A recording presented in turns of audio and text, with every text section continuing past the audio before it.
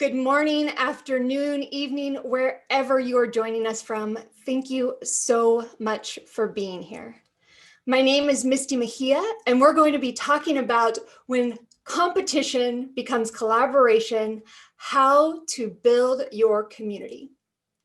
When you Google the word competition, what typically comes up are how to beat your competition, or how to take advantage of your competitors' weaknesses, or how to develop strategy to compete with your competitors, which all sounds very aggressive. And it also comes from a mindset of scarcity, that there is not enough to go around. I believe the opposite. I believe in abundance and that there is enough for all of us to be successful, especially when we collaborate on a common goal. Now, the Latin word competitor gives us a little bit different story and one that I prefer. All right, are you ready for this? Who knows what accent is going to come out? From the Latin competitere. I think I sound Italian, so maybe I should move my hand a little bit. Competitere. It means to coincide, to be equal to, or to be capable of. To coincide, be equal to, or be capable of. That sounds so much better than taking advantage of somebody's weaknesses. It seems like it's more of a collaboration when it first started. Some of you may know me from my previous role as Global Head of the ProAdvisor Program and Education Strategy at Intuit, or prior to that, I was at T-Sheets as the Head of Accounting Programs and Education, or before that, I was VP of Strategic Initiatives and then Sleater Group, etc., etc., etc.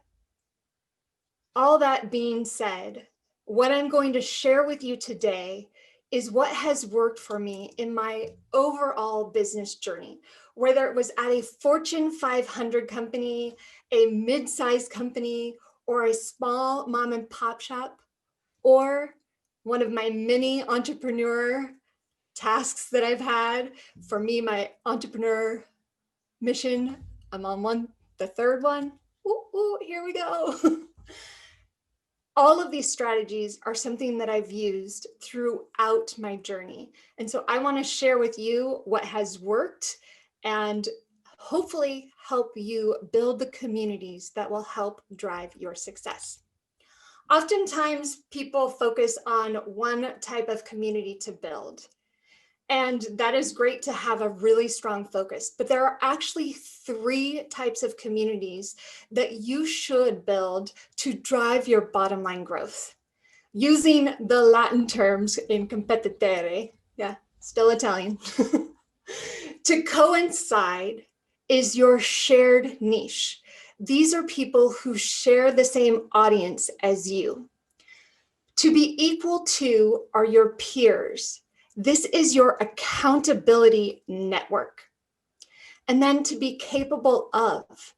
These are your prospects and your customers who you are helping be capable of the success that you know they could have. Now, when you're thinking about the first one, to coincide, you have to take one step back and think about the customer journey. In the first step of the customer journey, it's all about customers becoming aware of who you are. They don't know this chick, Misty Megia, and that they need to search for her in order to learn speaking skills. They just know that this company that they already do business with is somebody that serves them really well. So it's up to you to build these third-party relationships that will help you get your name out there and become a referral source for you.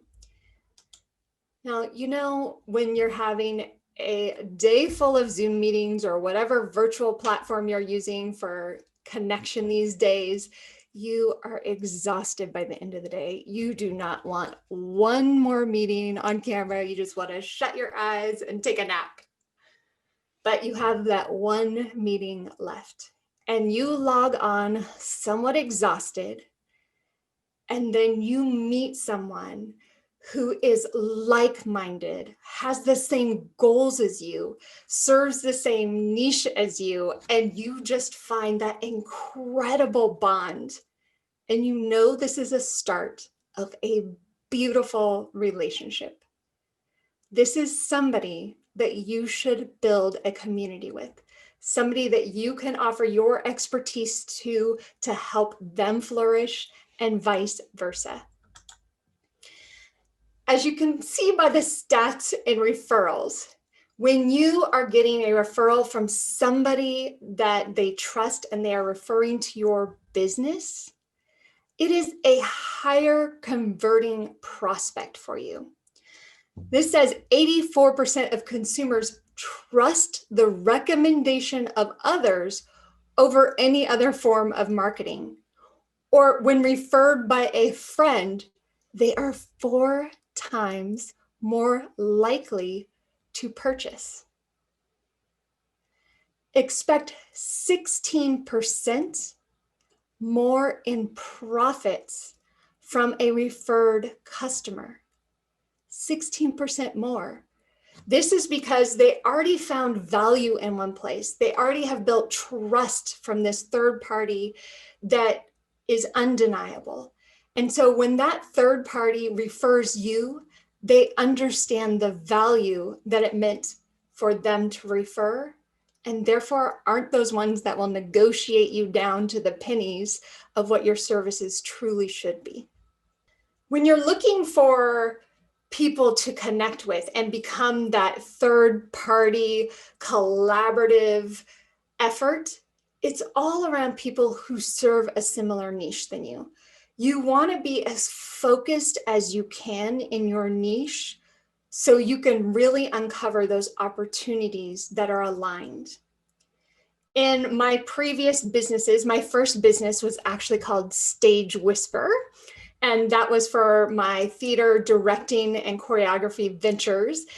That to me, you would think I would go in and all of the other directors in the Bay Area would be my competitors.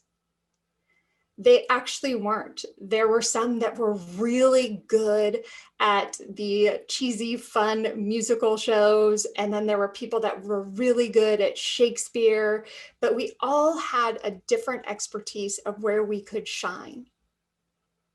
One of the directors that I met actually became my best friend, and then she became my maid of honor at my wedding.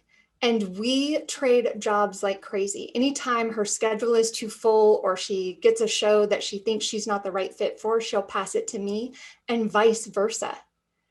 Now, we could compete and just kind of hold that on, but we also want to serve our clients, the people that are hiring us. So we go, oh, I can't do that job, but let me give you an expert that I know will absolutely take care of you.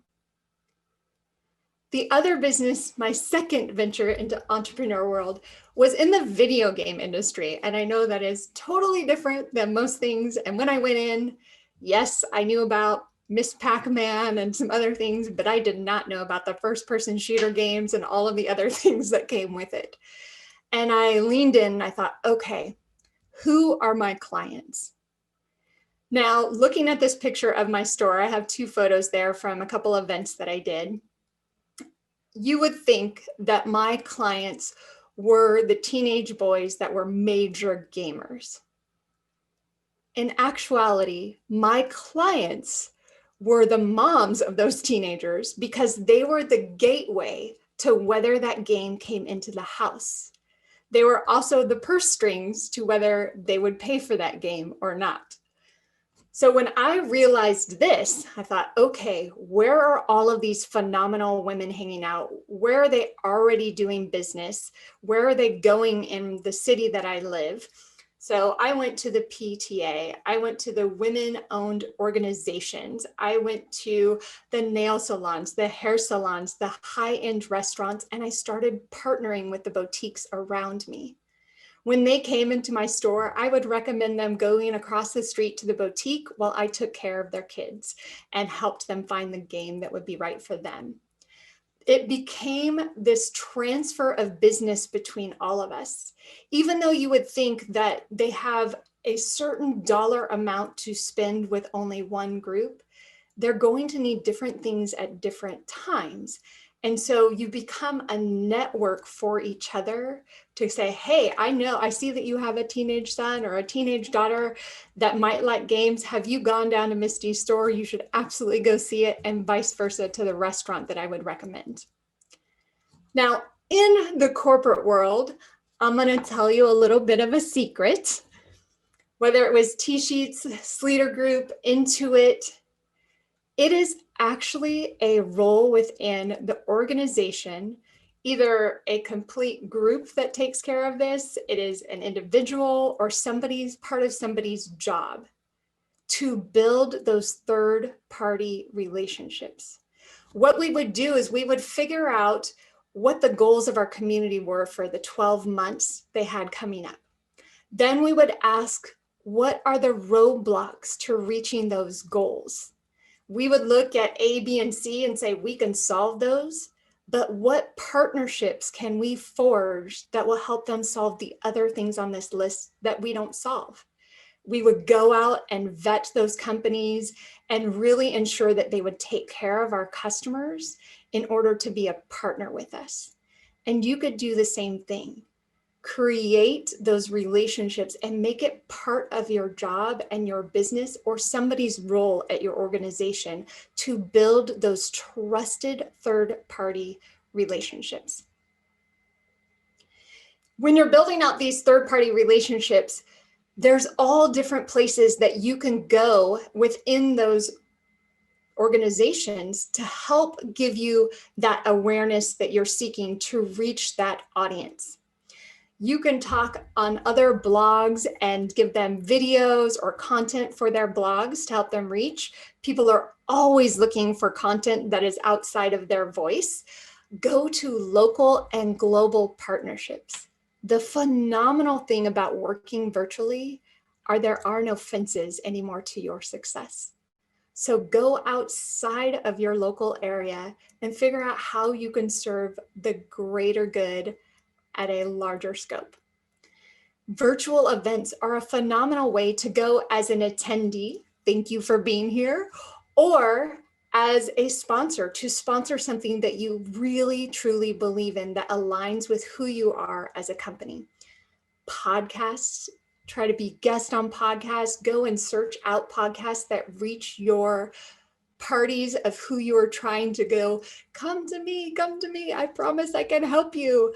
LinkedIn is a great place to just search for people that have a shared business goal as you. You can find thought leaders there, influencers, all in the same vein of serving your like customer base.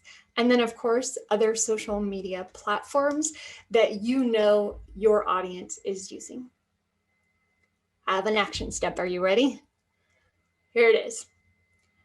I would like you to take 60 seconds and write down 3 companies or people or organizations that you know who serve the same audience type as you.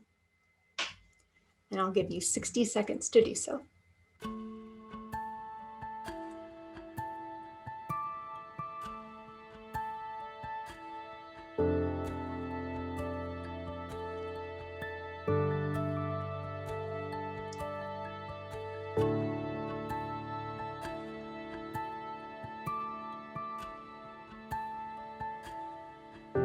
If you can't think of anyone specific, think of type of companies you can do research on later.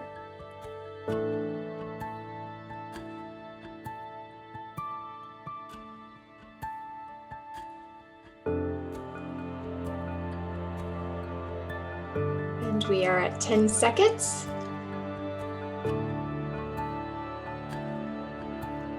And go ahead and wrap that up. To be equal to. is all around building your accountability network. You are not alone on this journey, even if you are a solopreneur. You can find like-minded twins and build a group that can deeply impact your success and feed your soul. The importance of this community is not necessarily for referral, although it can be, but it is your go-to group for accountability. Someone you can ask questions to on issues that you're struggling with, someone you can celebrate with all your wins, to trade expert advice. This is a reciprocal relationship where you giving your expert advice and they're giving you yours, so you both can succeed and stay accountable to the actions that you commit to do. This group doesn't have to serve the same niche market as you, although that can work easily. But think, if they are in an outside industry and profession, then they can bring those ideas that they are using to crush it in their area to you, and then you can tweak and adjust them so you can launch that in your community, and it's something new to your community. Like they say, there is no such thing as an original idea. It's all been done before. This is how people do it.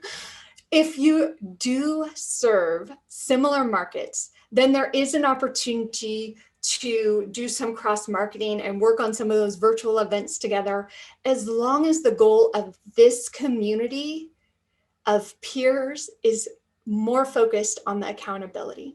So whether they are in the same niche or they're not in the same niche, either way, it can be a win-win situation for you.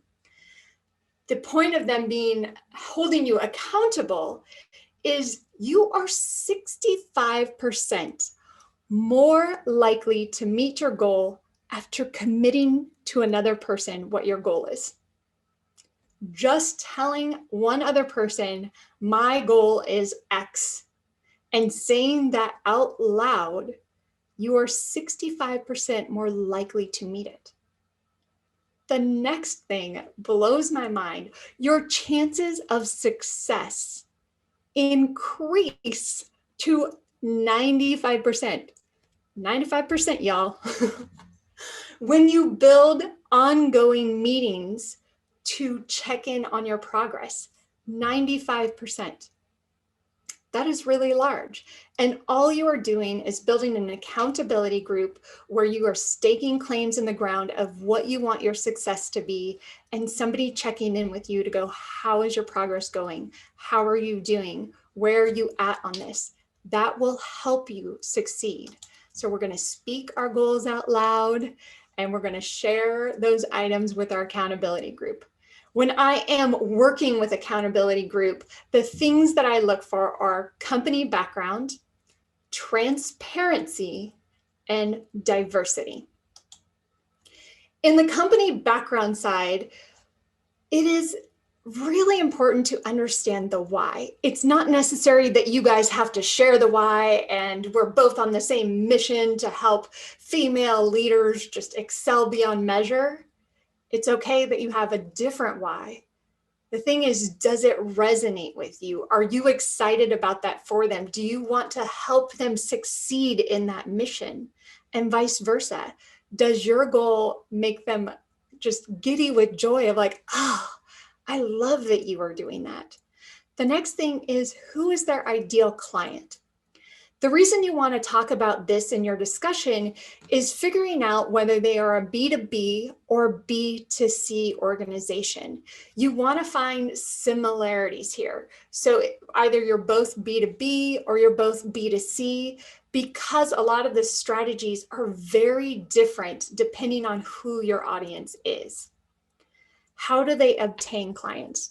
This will let you know whether their referral sources are just crushing it or if they are really spending good dollars in marketing. But you want to know how they're bringing leads in so you can help in that effort, or vice versa, they can help you in your effort. Are they partnering with anyone who has similar services? Competitors, take advantage of their weakness. No. If they are partnering with somebody that has similar services than you, it'd be great for that introduction. One, you could have a referral partner with that person that has similar services. And two, it helps you further define how you are different from somebody else that may offer similar services, but they're not the same as you. When clients are having issues, how do they take care of it? Now, one of my CEOs, probably about 10 years back, gave me this question to ask. And it was such an aha moment for me, because your clients are your gold. They are somebody that you want to protect, that you want to ensure that they are being treated wonderfully. And so if this is a referral partner, or you do find a client that, ooh, they really need one of my peers in this situation, you want to make sure that they are being taken care of and better than you would take care of them. So ask, how do you take care of customers that are having issues with your product or services? How can they reach you? Transparency side. If you are not comfortable sharing your bottom line with this person, they are not the right fit for your accountability group. You need to feel you are in a safe space. We often shy away from conversations on finances. And I'm saying lean in. Absolutely lean into that conversation. Because when you tell somebody your goal, your wins, your losses, and you have that transparency, you are more likely to succeed. And how likely are we to succeed if we tell somebody and have an accountability check-in? 95%. Let's just all say we want to make millions next year. Put a stake in the ground. If you've ever done a weight loss organization and gone to go, okay, I'm going to commit to losing weight. One of the first things they typically have you do is weigh in to see where you're at. The next thing they have you do is tell people what your goal weight is. And then they set up an accountability group to help you get there. The reason why that formula exists is because that's what drives success. And it's the same thing with your finances. You have to say where you are at. You have to commit to a goal that you want to reach, whether that is monthly, quarterly, or annually. And then you have to put that accountability group together to help you reach those goals and check in with you to drive towards that success. I'm going to give you a few seconds to read this quote.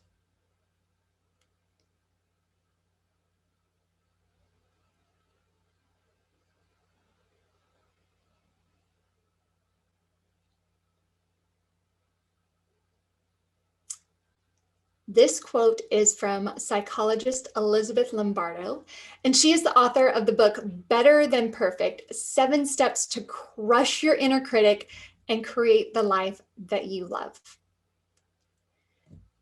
She agrees that accountability is a huge factor in motivating us to cross items off of our to-do list.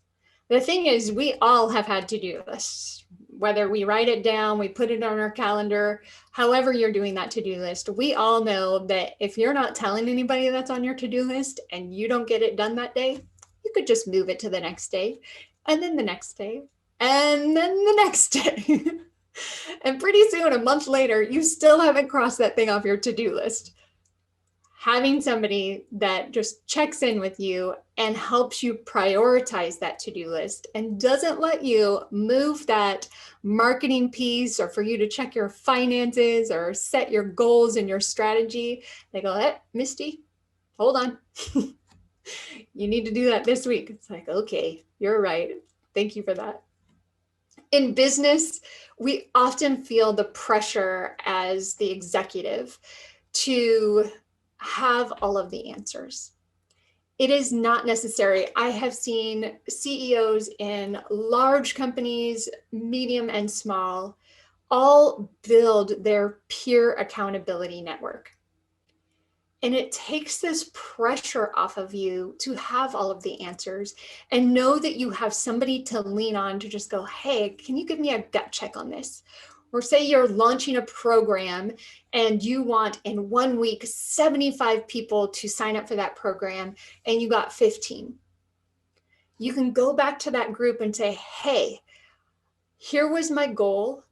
Here's what happened. Can you guys look at my strategy and my plan and tell me where my opportunities are to change so next time I can reach my goal? And having somebody that can give you that feedback and look at it from a different perspective is a gift beyond measure. When you're wanting to bring in this community of peers to really help you focus on building an alliance of people that will say, let's get it done. The last thing is diversity. And this is diversity in background, and this is diversity in skill. You should have both. It is important to have all sorts of different people at the table that you trust, that bring in a different mindset, that bring in a different point of view, and that can stretch your growth beyond where you have it. Your goal in life is not to stay where you are, but is to expand in the knowledge that you could have. And we are never done expanding that knowledge.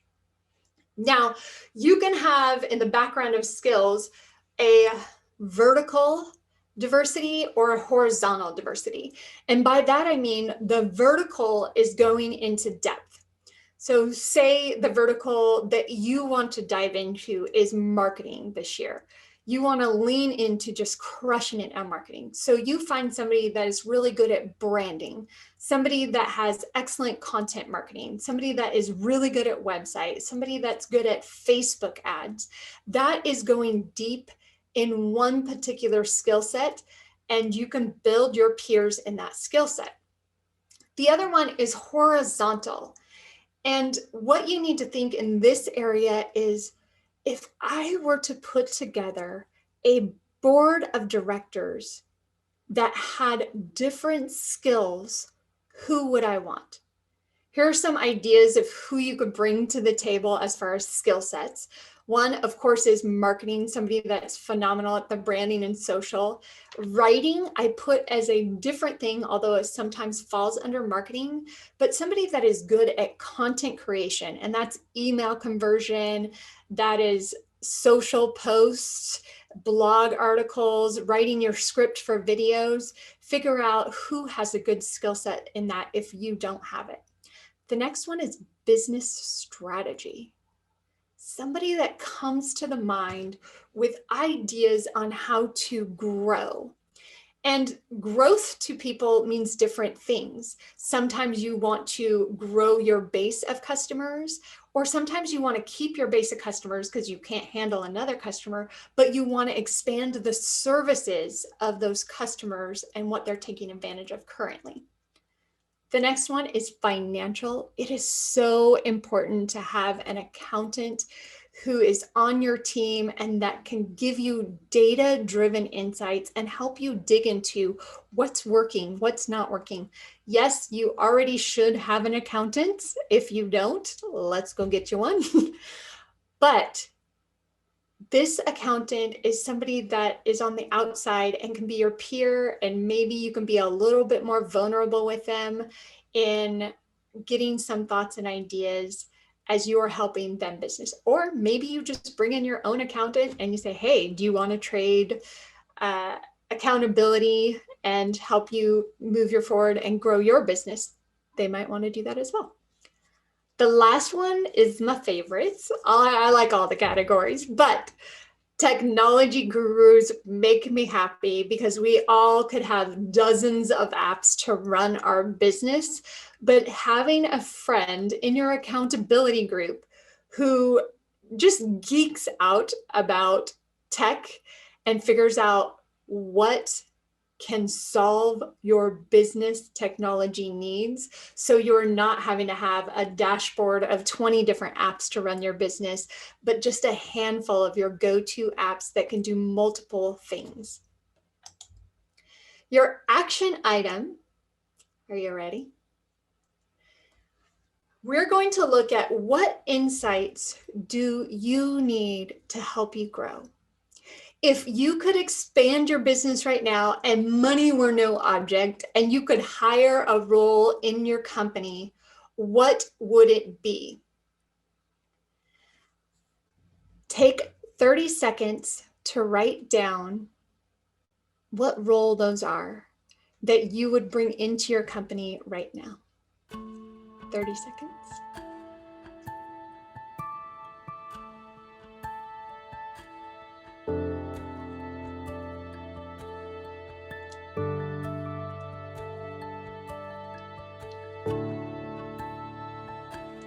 You have 10 more seconds.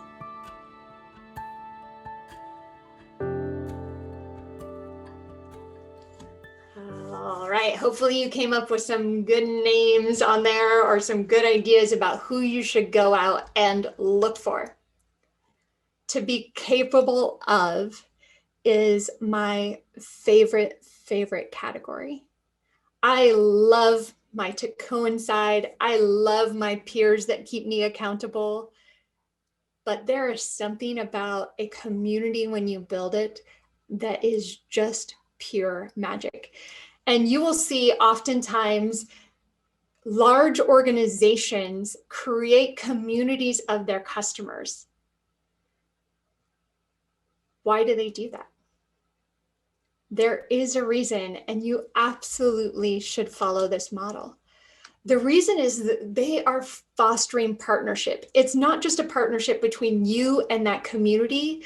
It is a partnership that you're building within that community for them to find their peers that they can work with, or those people that coincide with their mission. You building the platform that all of those connections can happen is just purely something out of giving and wanting this group to be capable of success that you know that they could have. You need to be deeply passionate about their problems in order to do this. I truly have fallen in love with my community's problems. I lose sleep trying to figure out how I can solve them. When you look at that 12-month survey of what needs to be done in order for them to feel like they succeeded this year and what are their obstacles, it is great for you to figure out, hey, I can solve A, B, and C, but I can't solve D, E, and F. Who else can I bring in to help serve this community so they can succeed? When you are serving a community, the nice thing about getting them all together is that you can do a one-to-many approach. This is lightening up your load a little bit because you're not solving the problems of every single customer individually on calls, but you are doing multiple customers at once. You're helping them understand what you're launching next. You're giving them shout outs, whatever it is a one-to-many. Now, you can build this on a platform that you have complete control of, that is invitation only, or you can build it on a public platform. There are yays and nays to both. One of the nays to a Facebook group or something that is on social platform is sometimes people don't feel comfortable being really vulnerable about the problems that they're having because they're afraid their customer might see it. But one of the issues with a private platform sometimes is that you are giving them one other space that they have to remember to go to check messages and to collaborate with others. So there's some negatives to each, but there are also incredible positives to each, where you are creating a space for them to meet, collaborate, share ideas, tips, and all those wonderful things. The next part where you can do serve many to one is virtual events. Taking the common questions throughout the month or throughout the quarter that you're hearing and create a virtual event where you are training all of your customers and prospects. Or say you want to implement a new technology. So instead of teaching each one of your customers about the new technology, you do a group event so everybody can ask questions and learn from each other and learn from you or the expert you bring in to train them on that technology. There are a lot of different gamification platforms and they are so much fun, but you do not have to invest in gamification platforms. You can actually gamify any platform you're in. My point here is to have some fun with your community. Create some games, create some contests, create an advisory council that they are giving you feedback on what kind of contest would work. There are some of you that have advisory councils or that are on advisory councils now. This is getting a group of customers together who are just powerhouses, people that have different backgrounds, that you can say, hey, we're thinking about launching this service. Give us feedback on what you think.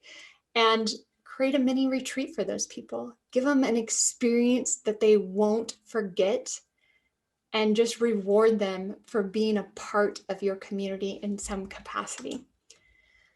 Now, driving engagement is a really fun thing to do. You want to keep the conversation going. But one of the things I see about a lot of community organizers is they put all the weight on themselves to do all the work. You don't have to do that. You have rock stars in your group that you can highlight every month, every week in social posts, videos, or newsletters. Make them the hero, give them your platform so you rise them up. Figure out what platforms they're already on and go and converse with them there. Are any of your community passionate about writing or writing articles or newsletters or blogs or creating video or other content that you can share with them, giving them a voice? Like ask them, who's willing to do this? Who would like to do a Facebook takeover or whatever it is you want to do? But use your platform to highlight your community and their success and put a spotlight on them. The feedback circle is all around using your community to at least once a month ask them a question that you would like their feedback on. I'm launching this new branding. What do you think? Give me feedback on A, B, or C. What do you like better? The thing on how to get them into this community is just make sure you're creating content that solves their problems. Bring some of your peer community in or the group that you coincide with as experts to help them out. Ask them if they want to be involved. I love it when I get an invitation to be a part of a group and they say, Misty, I would love for you to be a part of this group. Here's what it's about. The ask makes it seem more personal instead of a blast of an invitation. And then pay them. This doesn't have to mean financially. It could be in gifts. It could be in services, giving them something extra. I don't believe in discounts, but definitely reward them for being a part of your community. Your action item here. Are you ready? Determine where your customers and prospects are already hanging out so you can go and connect with them. And then select one way to serve the group that you can commit to doing at least quarterly. And I'll give you 10 seconds here. Notice your time is ticking slow.